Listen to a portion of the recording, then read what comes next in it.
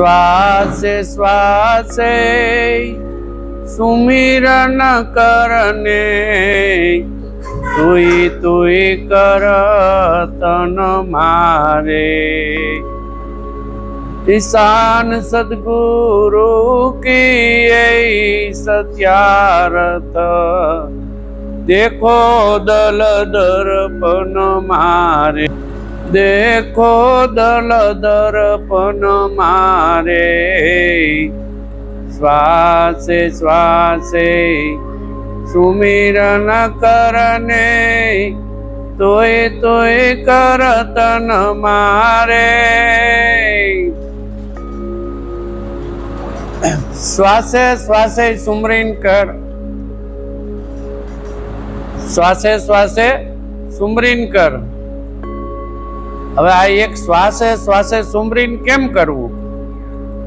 એક એક શ્વાસે દેખો દલ દર્પણમાં, દલ દર્પણમાં દેખો। આ એક એક શ્વાસ લેવાય છે એમાં ઈ પોતે આવે છે। જે શ્વાસ લઈ છે એમાં ઈ પોતે આવે છે। એટલે શ્વાસથી તો બારો રહે છે કે નહીં? શ્વાસ લેવાય છે એથી બારો રહે છે।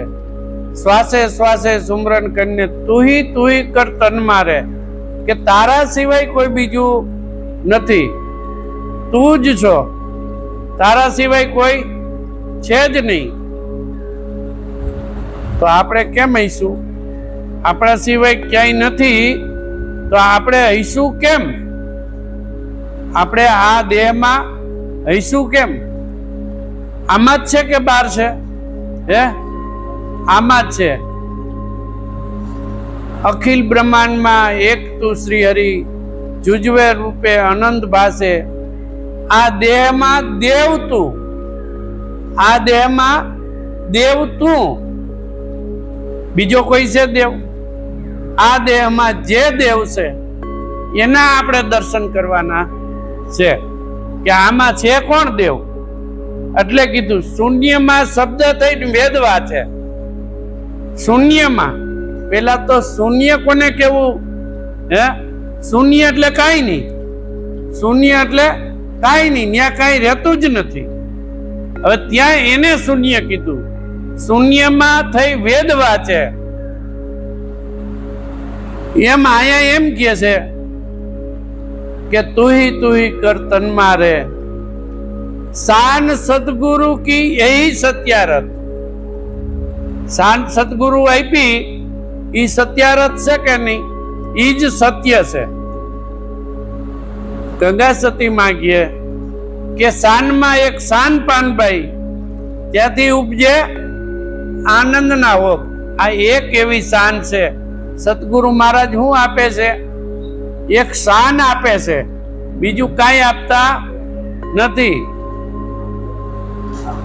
એટલે કહે છે કે શાન સતગુરુ કી यही सत्यारत देखो दल दर्पणમાં। દલ એટલે પોતાનું જે સ્વરૂપ છે હે એને દલ કીધું। પોતાનું સ્વરૂપ છે એને દેખો દલ દર્પણમાં। ઈ પોતાનો અરીસો છે એમાં જોઈ લ્યો। સસરાસરમાં સોઈ બિરાજે, સસરાસરમાં સોઈ બિરાજે। આપ વ્યાપ આપન મારે। સસરાસરમાં સોઈ બિરાજે। કોણ બિરાજે? પોતે। સસરાસરમાં પોતે બિરાજે, સસરાસરમાં સોઈ બિરાજે। આપ આ વ્યાપ અને આપ આપન મારે। પોતાનામાં જ આ બધું થઈ રહ્યું છે। ક્યાં થઈ રહ્યું છે? પોતાનામાં જ થઈ રહ્યું છે। એટલે કે સસરાસરમાં સોઈ બિરાજે, આપ વ્યાપ આપન મારે। જે આ વ્યાપ છે વ્યાપક પીડો છે કે નહીં? આપણા વૈશ્રામ મહારાજ કહે છે, કહે વૈશ્રામ વસ્તુ હે વ્યાપક। કોટલા સાંગણીમાં પ્રેમ સાહેબ વિશ્રામ સાહેબ થઈ ગયા। ઈ કે કહે વિશ્રામ વસ્તુ હે વ્યાપક। 52 અક્ષર બારો છે કે નહીં? વ્યાપક વસ્તુ પડી છે. કેવી પડી છે? વ્યાપક. હવે વ્યાપક વસ્તુ પડી છે, ઈ ઈશ્વરને આપણે ગોતી તો કેમ મળે? આમ વ્યાપક પડ્યું છે ને કે નહીં? ઈશ્વર તો વ્યાપક છે, તો આ ઈશ્વરને આપણે ગોતવાના છે, આ ઈશ્વરને મળવાનું છે.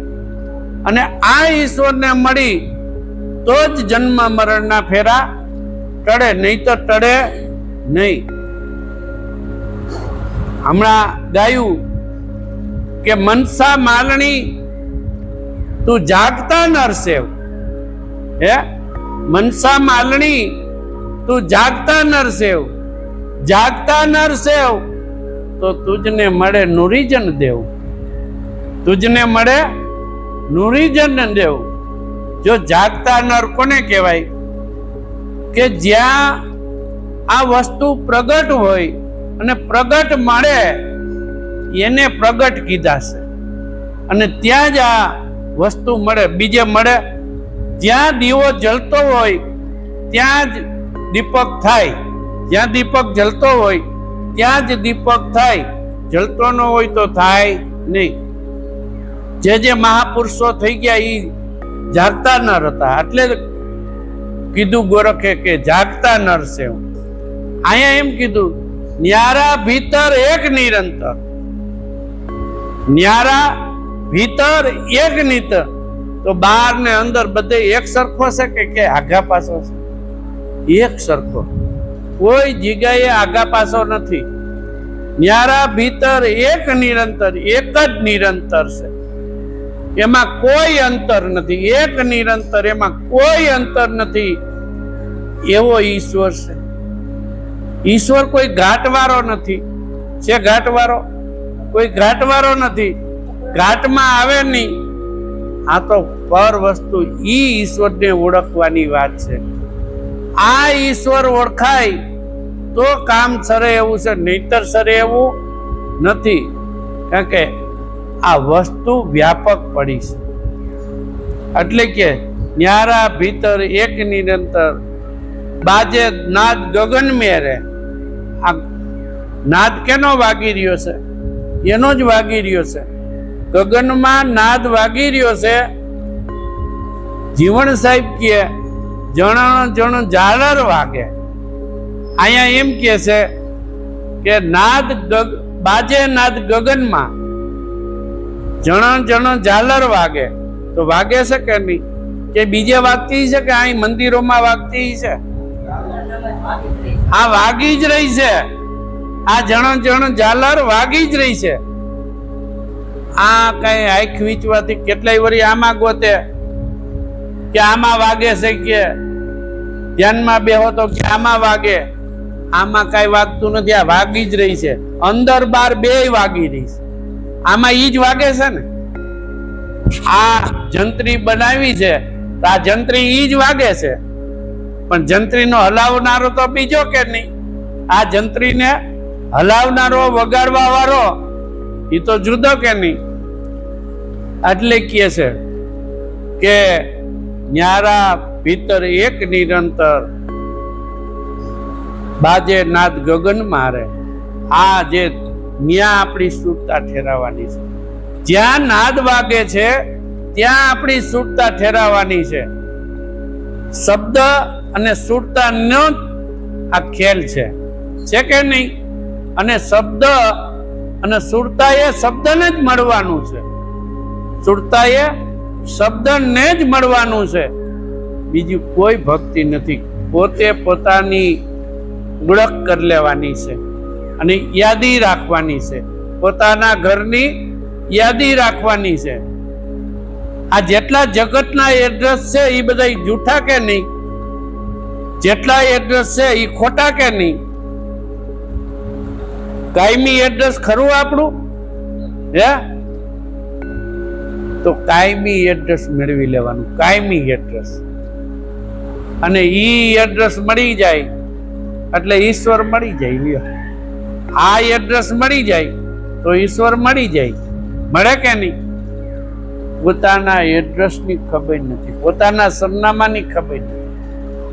કે હું કોણ છું, હું ક્યાંથી આવ્યો અને ક્યાં જાવું છે એ ખબર નથી. હે સોવત જાગત સુરત સેજ કી, ભીતર રહો ભજન મારે. હવે આપણે જાગતા હોય, સૂતા હોય, કામ કરતા હોય તો સુરત સેજ કી બની જાય તો કઈ કરવું પડે ખરું? હે ભજન થાય કે ન થાય? જાગતા ધંધો કરતા, નીરજ મહારાજ એક જગ્યાએ કે હરતા ફરતા ધંધો કરતા ચિત્ત તમારે ચરણે. અહીંયા સોવત જાગત સુરત સેજ કી, જાગતા હોય તોય ભલે, સૂતા હોય તોય ભલે, ત્યારે સૂઈને ત્યારે તો પોતાના સ્વરૂપને યાદ કરી. આપણે સૂઈ ત્યારે પોતાના સ્વરૂપને યાદ કરી તો આઠે પોર એની ભજન થઈ ગયું કે નહીં? હાલો આખો દી કામ કરી, પણ જ્યારે નવરા પડી ત્યારે પોતાની યાદી રાખવાની. યાદી ક્યાં નથી? આપણે જે કામ કરી એમાંય આપણી યાદી ભરી છે. જેટલી આપણી નજર જાય ત્યાં આપણી યાદી ભરી છે. યાદી ક્યાંય કાઢવી પડે એવી ખરી? બધાએ આપણી યાદી ભરપૂર ભરી છે. એટલી ભરપૂર ભરી છે ને કે એની વર્ણન ન થઈ શકે એવી ભરપૂર નથી ભરી. કોની ભરી છે? પોતાની જ ભરી છે. એવા ઈશ્વરના દર્શન એટલે કીધું છે કે જાગતા નર સેવો, ભીતર રહો ભજન મારે. ભીતર રહો ભજન મારે. ભજનમાં ત્યારે રહેવાય જ્યારે પોતાના સ્વરૂપનું યાદી રે ઈ ભજન છે. હે યાદી નો રે તો ઈ ભજન નથી. યાદી વગર ભજન ખરું? અને ભજન કઈ કરવા જાય ઈ ભજન છે? ભજન આપણે ગાય તો ઈ ભજન છે? જગત ગાય જ છે, ગાય છે ને. અને કેવા કલાકારો ગાય તમને કહું કે કેટલા રૂપિયા માથે આવે અને ગાય તો આ ભીતરની ખબર ખરી? ઈ બોલે ખરા? હે કે ભીતર રહો ભજનમાં બોલે ખરા? પણ રેવાય ખરું? આપણે રેવાય કે ન રેવાય? આપણે શું કરવા રેવાય? આપણે ભજન ન બોલી તોય રેવાય. લ્યો રેવાય કે નહીં? આપણે એટલે રેવાય છે કે આપણા સ્વરૂપનું આપણે દર્શન કર્યું છે, આપણા સ્વરૂપને આપણે જોયું છે, આપણે જાણ્યું છે, એટલે એમાં રેવાય. નહીં તો રેવાય? કાંઈ કરવું પડે નહીં હો. સહેલામ સહેલું છે, હાવ સહેલું. આટલું સહેલું તો સહેલામ સહેલું હોય તો સાવ સહેલું છે. હું તો એમ કહું છું કે કાંઈ કરવું પડે નહીં. જયંતિભાઈ કઈ કરવું પડે ખરું? કાંઈ નહીં. હોય તે નવરો થઈ જાય. પણ નવરો થઈ જાય હો, હોય તે નવરો થઈ જાય. જો નવરું થવું હોય તો સહેલામ સહેલું છે, સાવ સહેલું છે. જેટલું કામ કરો એટલું કરો, કામ તો કરજો જ, પણ ચિત્ત તમારું ચરણે રાખો, પોતાના મૂળ સ્વરૂપમાં. તમે મુકેશભાઈ ગાડી લઈને જતા હોય અને તમારું સ્વરૂપ તમને યાદ હોય તો એ ભજન નથી? એ ભજન છે. આપણે રોટલી બનાવતા હોય પણ આપણું સ્વરૂપ, આપણું યાદી આપણને ન જાય તો એ ભજન છે. હાલતા ચાલતા આઠે પોર મન મસ્ત થઈ રહે. એક વખત પોતાના સ્વરૂપમાં મસ્ત બની ગયું પછી જેમ બેન હેલ લઈને જાતી હોય પણ એની હેલ પડે ખરી? ગાડી લઈને આપણે જતા હોય, બ્રેક મારી, એક્સિલેટર દઈ, આમ કરી આગા પાછું કોઈ આવે તોય હે બધું એની મેળે કે થાય છે કે નથી થતું, અને તોય આપણે મોબાઈલમાં વાત કરતા હોય, થતી હોય કે નહીં? એવી રીતે આપણા સ્વરૂપમાં એ રીતે રહેવાનું, કામ કરતા કરતા જગતનું આપણે જે આપણા ભાગ્યે કામ આવ્યું છે એ કરતા કરતા. પણ એક વાત નક્કી છે કે જ્યાં સુધી પોતાના સ્વરૂપનો અનુભવ ન થાય ત્યાં સુધી મહેનત કરવાની છો, પછી નહીં કરવી પડે. પોતાના સ્વરૂપનો જ્યારે અનુભવ થઈ જાય પછી કોઈને પૂછવું નહીં પડે, કોઈને કઈ કહેવું નહીં પડે, અને પછી જગતનું ગમશે નહીં. પણ એક વખત અનુભવ તો થઈ જવો પડશે ને પોતાના સ્વરૂપ. આ જેને ભજન લખ્યા છે, જેને શાસ્ત્ર લખ્યા છે, એને બધાએ વેદ પુરાણ લખ્યા છે, એના ખુદના અનુભવ થયા પછી લખ્યું છે. અનુભવ વગર કઈ લખાય નહીં. હવે અનુભવ ક્યારે થાય? આપણે આમાં ધ્યાન જ ન દઈ, આપણે ભણતા હોય, 12મું ધોરણ હોય, સાયન્સ લીધું હોય અને ભણતા હોય, ધ્યાન ન દઈ તો પાસ થવાય ખરું? પછી પાસ થઈ ગયા પછી ભણવું પડે ખરું? ન ભણવું પડે. પછી બધું યાદી જ હોય કે ન હોય? કોઈ પણ પ્રશ્ન પૂછે એમાંથી 2 વર્ષ પછી તો એમાંથી એને ખબર જ હોય કે નહીં? એમ આમાં પોતાનો અનુભવ કરી લેવાનો છે. મારે તમારે બધાએ આ અનુભવ જ્યારે થઈ જાય ત્યારે કાંઈ નહીં, ત્યારે ઈશ્વરને પોતે એક સ્વરૂપ થઈ જાય. ત્યારે ઈશ્વરને આપણે એક સ્વરૂપ ત્યારે થવાય, ત્યાં સુધી થવાય નહીં. પણ આપણને તો નામ મળ્યું છે એટલે સારું છે કે એમાં હાલવાની. આપણે નરસિંહ મહેતાએ કીધું કે જ્યાં લગી આત્મા તત્વ ચીનો નહીં ત્યાં લગી સાધના સર્વે જૂઠી. એમ આપણે તો આત્મા તત્વ ચીની અને જાણી લીધું છે, પરખી લીધું છે. એટલે હવે જે સાધના કરીને એ લેખે લાગે. હવે જે કઈ સાધના કરી એ લેખે લાગે. લેહ લાગીશો તાર, જો આમાં કીધું લેહ લાગીશો તાર નો તૂટે. આ લેહ લાગવી જોઈએ. લેહ હરિહરે લાગી ગઈ પછી તાર તૂટે નહીં. જો હરિહરે લેહ લાગી જાય પછી તાર તૂટે.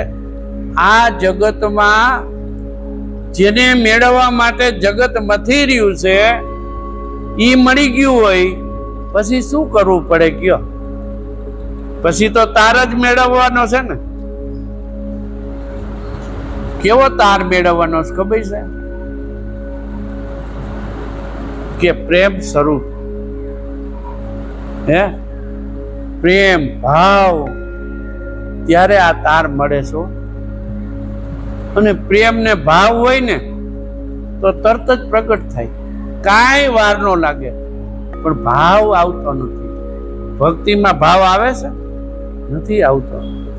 ભાવ આવતો નથી, પ્રેમ જાગતો નથી. આ પ્રેમ ભક્તિ છે. પ્રેમ વગર ભક્તિ નથી. આ તો ઈશ્વરનો પ્રેમ છે અને ઈશ્વર પ્રેમ સ્વરૂપ છે. તો એમાં તો પ્રેમ લગાડવો જોઈએ ને. અહીં વાતું આપણે કાંઈ કરી અને ઘડીક પછી કાંઈ આપણે અહંકાર કરીને, ઓયલું કરીને, તે કરીને હે ગળી જવાનું છે, ગળી જવું છે. ગયડા વગર ઈશ્વર મળે એમ. જેમ પૂતળી હોય મીઠાની અને દરિયામાં પાણી નાખો તો ગળી જાય ને હાવ, એમ ગળી જવાનું. કાંઈ એમાં રીએ ખરું? કાંઈ એમ પોતે કાંઈ ન રીએ, હાવ ગળી જાય, સાવ ગળી જાય ત્યારે પતે એવું છે. એટલે કે લેહ લાગીશો તાર નો તૂટે. ઉઠ બેઠ આસન મારે. કયું આસન કીધું છે? ઉઠ બેઠ આસન મારે. પોતાના આસનમાં. જે પોતાનું આસન છે એ નામ એ આસન છે કે નથી? નામ છે એ આસન છે, અને નામ વગરની વસ્તુ કોઈ હોય તો કયો. અને એમાં પોતાએ ઉઠવાનું ને બેહવાનું કીધું છે.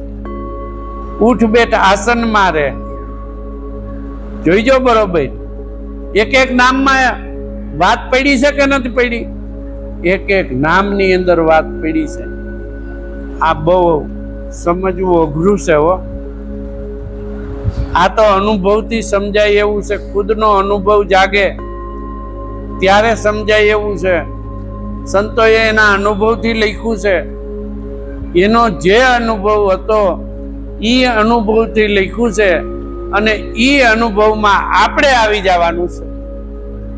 એ અનુભવમાં ઘણા એમ કહે છે કે ભાઈ તમારો અનુભવ બોલો, તો આપણો અનુભવ નથી.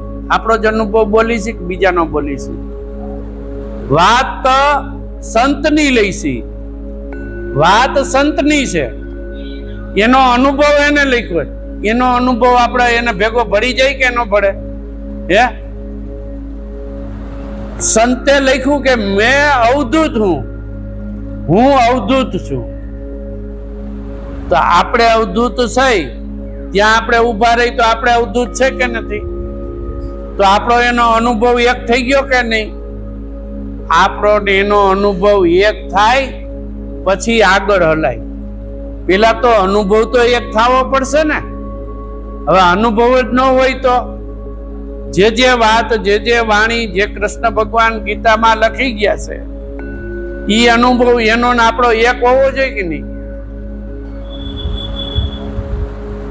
ભલે આપણે ગીતા ન લખી શકી, બરોબર છે, ઈ પદવીને પામીને લખ્યો, પણ જે લખ્યું છે એમાં સહી તો આપણે કરી કે આ ઈ સત્ય છે, આમ જ છે. ઈ અનુભવ પોતાનો છે. એ બે એક અનુભવ થઈ જાય કે જે કૃષ્ણ કહેવા માંગે છે એ જ અનુભવ આપણો હોવો જોઈએ. ભલે કોઈ હોય બધી ખબર હોય, પણ મૂંગો હોય તો બોલી ન શકે. પણ અનુભવ તો હોય કે નહીં? ખબર તો હોય કે નહીં? ખાંડ ખાય તો બોલી ન શકે, એના જેવી વાત ન કરી શકે, પણ એને અનુભવમાં તો આવી જાય કે નહીં? એટલે કે ઉઠ બેઠ આસનમાં રહે. પૂરણ પરચા ભયા,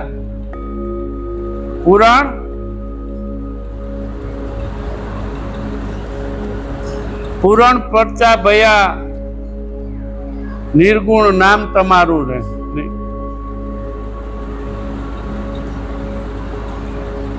કેમ કડી ભૂલાઈ? પૂરણ પરચા ભયા બ્રહ્મકા, પૂરણ પરચા ભયા બ્રહ્મકા નામ લય નિર્ગુણમાં. પૂરણ પરચા ભયા બ્રહ્મકા નામ લય નિર્ગુણમાં. હવે પરચો બ્રહ્મનો છે કે બીજા કોઈનો? હે, આ પરચો બ્રહ્મનો છે. બ્રહ્મ સ્વરૂપ સદગુરુ મહારાજ છે, એ બ્રહ્મ સ્વરૂપ બનાવે. અને આ બ્રહ્મનો એ પરચો છે કે બીજા કોઈ પરચા છે? આ એક જ પરચો. માણસો પરચાનું બહુ, પરચો હોય તો તરત જ હળી કાઢે. ક્યાંક પરચા બતાવે તો હળી કાઢે કે નહીં? હે, તો આ પરચો છે. આમાં તમે જે કઈ ખાવ પીવો બધું પચાવી દે કે નહીં? તો એ કોણ પચાવે છે? આપણને ખબર નથી આપણે કેવું ખાવું જોઈએ કેવું ન ખાવું જોઈએ, છતાંય આમાં નાખ્યા રાખી. આપણે કેટલું ખાવું જોઈએ કેટલું ન ખાવું જોઈએ એ ખબર નથી. ખાવું જોઈએ જોતું હોય એથી આપણે ડબલ ખાય કે નહીં? ઘણું ખાય, પણ તોય આને પચાવી દેશે કે નહીં? તો એ પચાવવા વાળો કોણ? હે, પૂરણ પરચા ભયા બ્રહ્મકા નામ લય નિર્ગુણમાં. નામ શેમાં લીધું આપણે? નામ શેમાં છે? નિર્ગુણ. એને એક ગુણ નથી હો, એક ગુણ એને નથી, નિર્ગુણ છે. નિર્ગુણ વસ્તુ તો કઈ કહીશે ને? આ જેટલું દેખાય છે એટલું બધું ગુણ વાળું છે કે નહીં? આપણે આ બોલી છે ઈ ગુણ વાળું છે ને? આ બોલી છે ઈ ગુણ વાળું છે, અને આ દેખાય છે એ બધું ગુણ વાળું છે. નિર્ગુણ આ બધાયથી પર વસ્તુ ઈ નિર્ગુણ છે, એને કોઈ ગુણ નથી. છે એને ગુણ? એને સારો કહેતોય નહીં, નબળો કહેતોય નહીં, પાપ કહેતોય નહીં, પુણ્ય કહેતોય કાંઈ નહીં. એને કોઈ જાતનો ગુણ નથી.